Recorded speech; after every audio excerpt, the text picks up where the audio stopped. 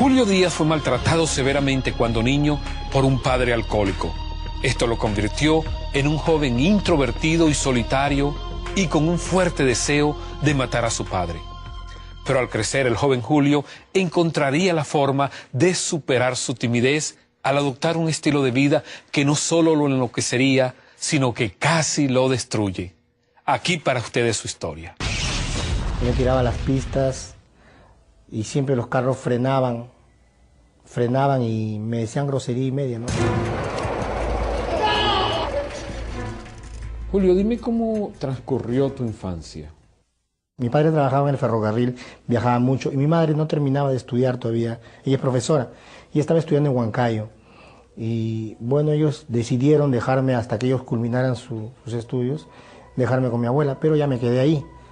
Creo que el hecho de sentirme diferente a los demás niños, ¿no?, a quienes también en el colegio o en el nido lo venían a recoger sus padres, estaban en las actuaciones del colegio, siempre detrás, y el ver que mis padres jamás fueron conocidos en ningún colegio, eso me hacía sentir ya inferior. O sea, yo procesaba mentalmente de que mis padres no era que estaban trabajando, sino que yo no era lo suficientemente importante como para que ellos fueran a verme. Para Julio Díaz, este fue solo el comienzo de lo que recibiría de su padre durante su niñez. Era un consumidor excesivo, era un alcohólico de los que no pierden su trabajo, de que pueden seguir siendo funcionales en su trabajo, importantes en su trabajo, pero que bajo los efectos del alcohol pues llegaba a la casa y tenía un comportamiento negativo con mi madre. Una de las cosas que siempre repetía era esta palabra, torpe, inútil, basura, o cuando se sentaba a enseñar en matemáticas y yo no entendía. Recuerdo que él golpeaba la pared y me decía, eres como una pared. Yo iba almacenando odio en mi corazón y esperaba crecer porque yo tenía en mi mente matarlo cuando fuera adulto. Yo quería matarlo. Yo esperaba crecer, ser fuerte y matarlo. Y con el alcohol, Julio, dime cómo comenzaste. Recuerdo que mi padre tenía un bar en la sala donde tenía variedad de alcoholes y hacían mezclas, ¿no? Y una de estas mezclas se llamaba el rascabuche. Y yo de pequeñito ya aprendí a hacer rápidamente esa mezcla. Y recuerdo que ellos lo festejaron. Julito ya sabe hacer el rascabuche, pero no se dan cuenta que mi carrera adictiva estaba empezando ahí. Y un alcoholismo que me iba a destruir más adelante. Pero aquel niño golpeado nunca imaginó que algún día llegaría a convertirse nuevamente en una víctima de otro tipo de abuso. Bueno, recuerdo que había un hombre que ayudaba en la limpieza en el hogar de mi abuela y pues yo, un niño que no se daba cuenta bien de las cosas, él abusó de mí. Esto agregó un sentimiento más todavía de inferioridad a los que ya tenía. Todo esto provocó en su adolescencia abrumadores sentimientos de soledad y angustia que lo impulsarían a las drogas, alcohol y a una cautivante adicción por el sexo. Y yo descubro que al probar la primera dosis de sustancia, ese niño tímido que era Julio, acomplejado, se convertía en alguien muy sociable, alguien seguro de sí mismo, alguien que se podía acercar también al sexo opuesto en forma normal. Y es así pues como yo me enamoré. Pero no me enamoré de la chica, sino me enamoré de las sustancias, del alcohol, de la droga, porque calmaban mi dolor interno.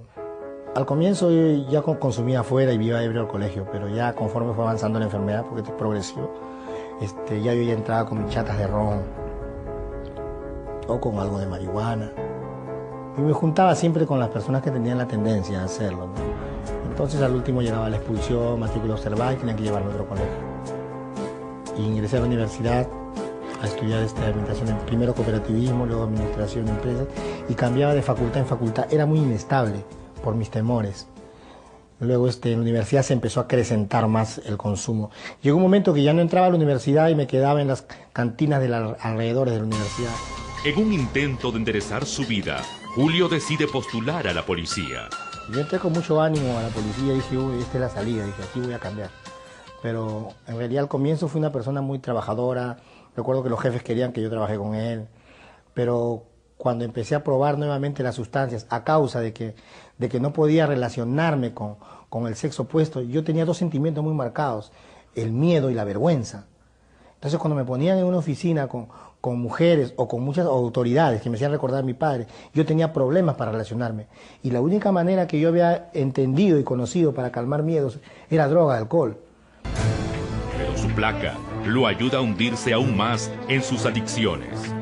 Entonces probé nuevamente el alcohol y empezó Julio a llegar con el uniforme sucio, empezó Julio a abandonar el destino, lo mandaban a Arequipa, se fugaba y aparecía en Lima, lo mandaban a cualquier sitio y ya no respetaba, salía a la calle ya uniformado, con alcohol, botellas en los bolsillos. El problema fue que después ya empezaban a perder el respeto porque ya uno lo veían ya más controlado por las sustancias.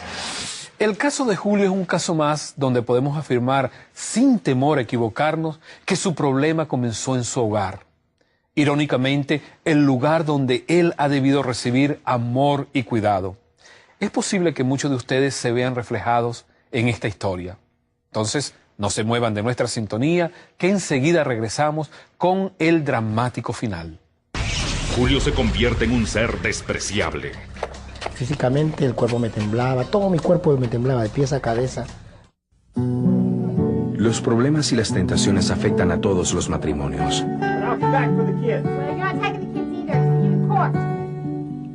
A veces parece que no hay salida. No te estoy gritando, estoy diciendo no compres nada ahorita.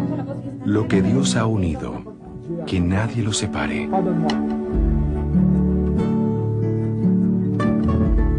Ayúdame a comprender mejor a mí. Llámanos o escríbenos hoy para obtener respuestas que durarán toda la vida. Bueno, de vuelta con ustedes para presentarles el desenlace de la historia de Julio Díaz. Veamos si él se hundiría más de lo que ya estaba en su adicción al alcohol y a las drogas, o si por el contrario, finalmente lograría descubrir un camino para escapar de aquel infierno. Aquí para ustedes. Y aquí, Julio, en este lugar, ¿no te viste algunas veces en situaciones de peligro donde algún otro drogadicto quiso abusar de ti o robarte lo que tenías? ¿No tuviste alguna pelea? ¿Nunca estuviste en peligro de muerte? Porque este es un lugar extremadamente peligroso. Sí, recuerdo que una vez me pusieron la pistola en el pecho, hace muchos años ya, cuando yo trabajaba en la policía todavía, y entré a drogarme, a comprar alcohol acá, y ellos, los consumidores se asustaron, decían, no, ahí viene, es policía, y uno de ellos salió con un revólver y me amenazó así en el pecho. Entonces la policía se enteró ya. Al comienzo me trataban de llevar a lugares particulares para que me desintoxiquen, pero llegó un momento que ya no había finanzas para eso. Entonces me empezaban a llevar a mi hospital, al hospital donde yo trabajaba. Entonces la policía se enteró, y luego de desintoxicarme y pararme esas hemorragias que yo empezaba ya a tener seguido, me derivaban ya a psiquiatría. Y estuve internado en psiquiatría en el Hospital Central de Policía 3 veces por alcoholismo maníaco depresivo. Entonces de ahí en adelante mi familia ya no me internaba en lugares por mi voluntad, sino contra mi voluntad. Entonces me internaron como 5 veces más en diferentes lugares. Pero llegó un momento en que ya tanto habían gastado en mí que dijeron ya, es su decisión morir. Y mi padre ya no quería mover un dedo por mí. Mi padre dormía en su cuarto, él imaginaba que yo en cualquier momento podía matarlo. Y yo decía, yo lo voy a matar porque él iba a pagarme todo lo que me ha hecho. Porque yo decía, por su culpa no soy profesional. Por su culpa toda la vida todo me ha salido mal. Me ha destruido, me ha odiado. Pero ese día llegaban 10 de la noche, 11 de la noche, 12 de la noche y no llegó. En la búsqueda desenfrenada de llenar un profundo vacío, Julio se convierte en un ser despreciable. Físicamente el cuerpo me temblaba, todo mi cuerpo me temblaba, de pies a cabeza. No podía dormir, pasaba días sin dormir, no me daba hambre y buscaba de alguna manera morir. Y cuando tú me dices que consumías alcohol por 3, 4, 5 días, este era prácticamente como tu hotel, ¿no? Sí. ¿Cómo llegabas tú aquí, dime? Acá llegaba, generalmente el primer día llegaba con algo de dinero y todo, me abrían la puerta y me atendían bien, yo invitaba, pero ese dinero duraba máximo 1 día o 2 días. Y de ahí tenía que ir a pedir ya a los que tenían en ese momento dinero, empezaba a rogarles que me den una copa y empecé a mendigar copas de alcohol ya. Me tiraba a las pistas y siempre los carros frenaban frenaban y me decían grosería y media, ¿no? Yo quería morir. Y inclusive varias veces cuando estaba suicidio dejaba mis cartas, ¿no? Dejaba mis cartas y de hecho me voy para no hacerles daño, pensé que estoy destruyendo, pisoteado el apellido, el nombre de mi familia, y yo ya no quiero dañar a más personas. Pero al ver que la misma muerte se escapaba de él, su profunda soledad lo llevó a mirar al cielo.